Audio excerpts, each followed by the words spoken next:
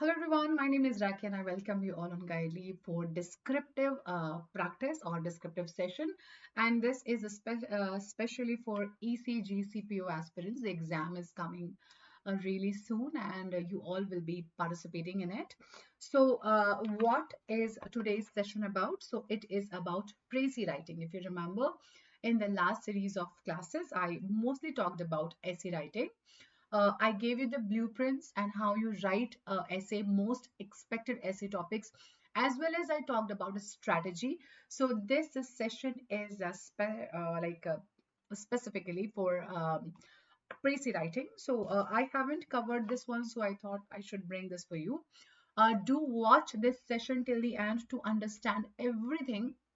What exactly are we going to do today? So I am going to tell you how you write a Precis, what the AI evaluator or what is expected from you when you write a Precis. So you must have the idea that Precis is basically precise writing. Means you need to summarize, you need to concise a passage in 1/3 of the total length of the paragraph or the passage. But this 1/3, gives you a big meaning. What is the meaning of 1/3 here? You need to mention every important detail as well as the meaning should not be changed. If there is a point that author or the writer is highlighting in the passage, you cannot overlook that, you cannot ignore. You need to write, but in your words. So what are the important tips and tricks? Let's get started. First point here in is the title. So sometimes we are just in so hurry that we forget to write the title, or like at the end we recall like, oh my god, like the title must have been here, and then you write 2 or 3 words. So why title is important?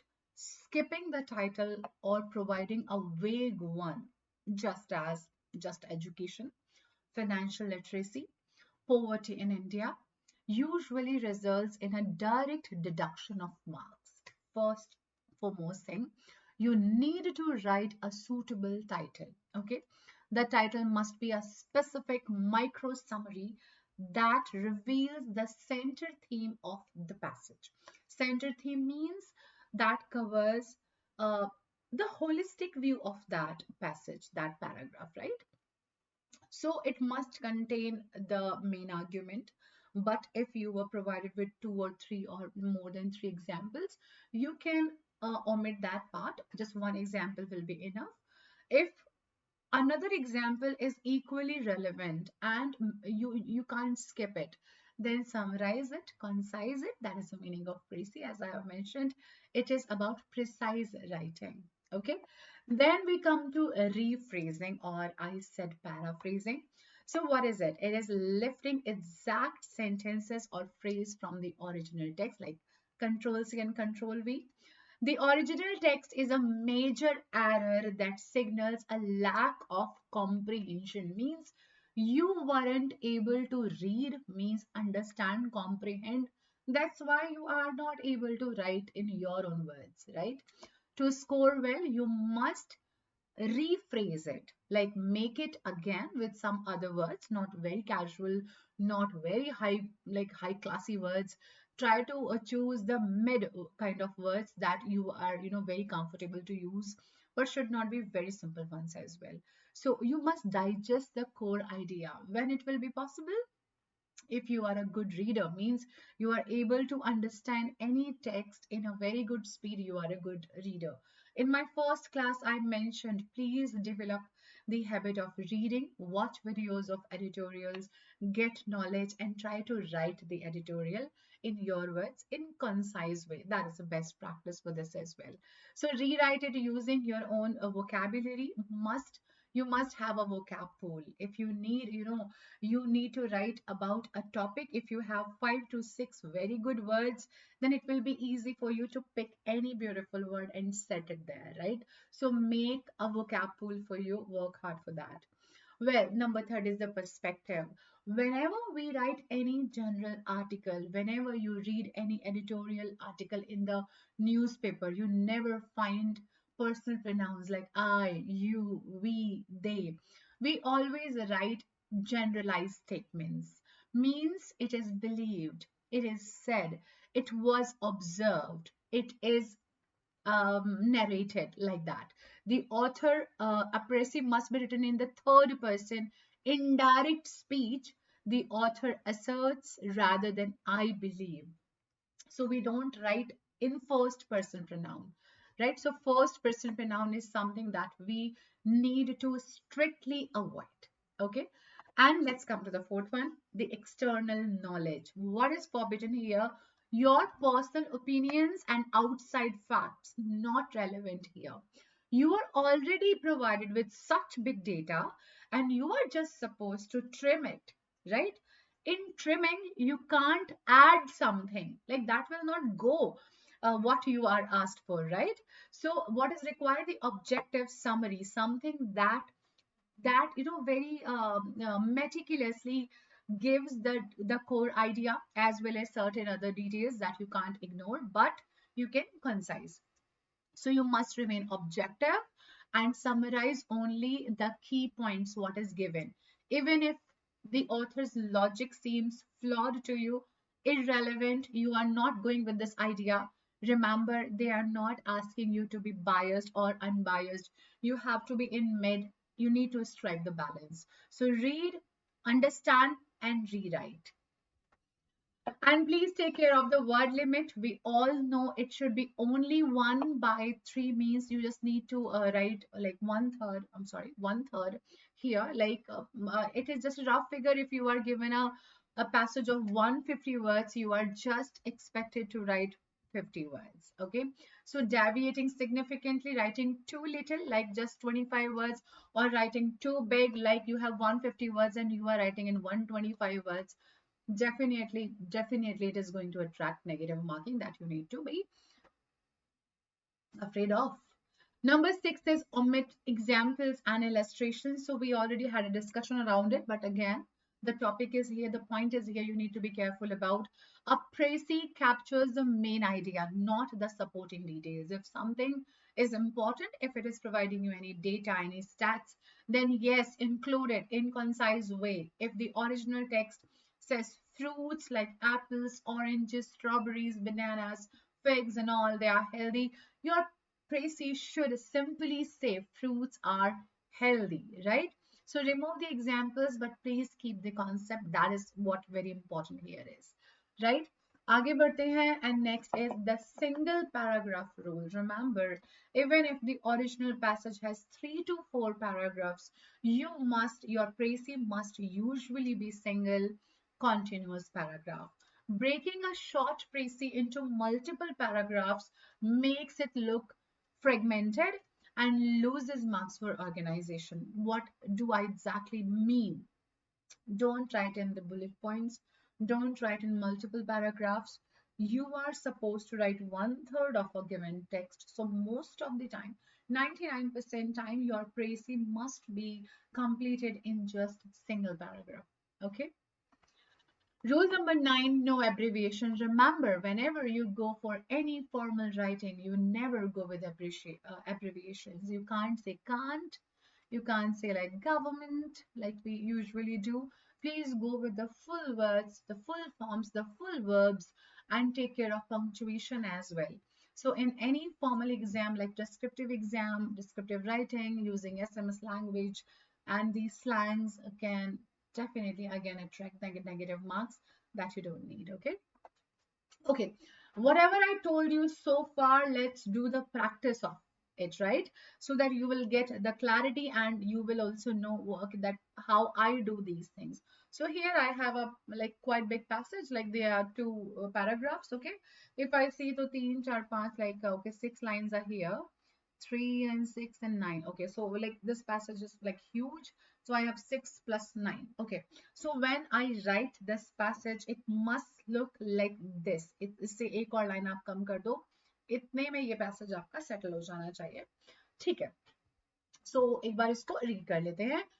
In the contemporary era of globalization, international trade acts as the backbone of economic prosperity for developing nations. However, the path to global markets is fraught with uncertainties that often deter potential exporters. Unlike domestic commerce, where legal resource is relatively straightforward, cross-border transactions involve complex risks ranging from sudden currency fluctuations to political instability in the buyer's country. All right, I got the idea of the passage. Let's read more about it. A significant fear among exporters is the risk of non-payment, often termed credit risk, which can arise due to the insolvency of the foreign buyer or sovereign default. Consequently, many small and medium enterprises hesitate to expand their footprint beyond local borders. What if you put a lot of investments, you put a lot of effort, and nothing comes to you, right? Fearing that one bad deal could cripple their financial stability. To mitigate is to soothe it out, right? To mitigate these apprehensions, export credit agencies play a pivotal role. Pivotal is vital, important, major. By providing insurance against commercial and political risks, these institutions act as a safety net, empowering businesses to venture into untapped markets with confidence. Thus, protective financial mechanisms are not merely safeguards, they are essential catalysts for robust international trade. Okay, so what is the problem and what is the solution? How is solution working here? This all we got in this passage, right? Okay, first is the title test. जो भी rules मैंने अभी आपको बताए हैं. So if someone gives a title like the international trade, because we are talking about risks, we are talking about insurance, so majorly it's around international trade. Is it a good one? Not at all. This title is too generic and too small. इसमें problem ये है कि ये बहुत broad है. इसमें कोई भी एक perspective का जिक्र तो किया नहीं गया है. And about this topic you can write मतलब 100 pages, right? So it's about the risks in trade. So a strong title should look like this: Risk Mitigation in International Trade, or the role of credit insurance in exports. Now, if you read these titles, any of these titles, you are going to get 30% idea this passage must be about this. Then you can add your additional details, but at least give us some idea what is your Precis about. How it works, it connects two main pillars: the danger, risk, and the remedy, that is insurance and the mitigation. Okay, next is the rephrasing test, the copy paste trap. So weak क्या होगा, that you pick some lines, control C control V, or you just pick and you just type. Fail हो जाएगा because you are using the words like backbone of economic prosperity, essential catalysts. They are the exact words that have been used in the main passage. You need to replace them with your choice of words, and that should be relevant. So global trade drives economic growth. So it was like acts, it is now you said drives. Yet exporters often hesitate due to financial and political uncertainties. To counter these risks, you don't have this word, credit agencies provide essential insurance safeguards. So like rather than saying catalysts, you said safeguards. So why is it fresh? Why is it good? Because you are using drives growth, backbone of prosperity. इसकी जगह पर आपने जो ये लिया है, it gives a fresh idea. That is what we just need here, right? The example and lists test. So weak is like trade has risk like currency fluctuation, political instability, insolvency of buyers, sovereign default. जो again आपने वहीं से pick किया है. Try to change it a little bit. So trade faces various commercial and political risks which deter exports. The whole point is summarize it, na? If you are summarizing, then how can you write 3 or 4 lines here? This will be definitely wrong. So this is your strong one. Now you have the tone test. Remember, your tone has to be formal. So if you write we should support export agencies, then you are being personal. You are talking about what do you think, what is your opinion, but your opinion isn't asked. You are just asked to summarize it. So don't write I, we, and this. Like write generic statement. Export agencies are necessary because trade is inherently risky. Now, this is your fresh Precis. Globalization drives economic growth, yet exporters often avoid international markets due to complex risks like political instability, currency volatility, and non-payment. The issues, like you can't change them. So since recovering overseas dues is difficult compared to domestic trade, businesses fear financial losses. Therefore, export credit agencies are crucial as they ensure against these commercial and political uncertainties.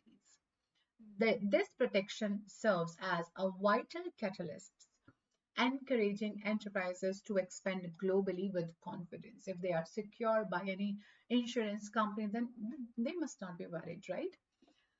Now you need to do this thing. This is the original passage for your homework. I want you to take a screenshot of this. Just a second.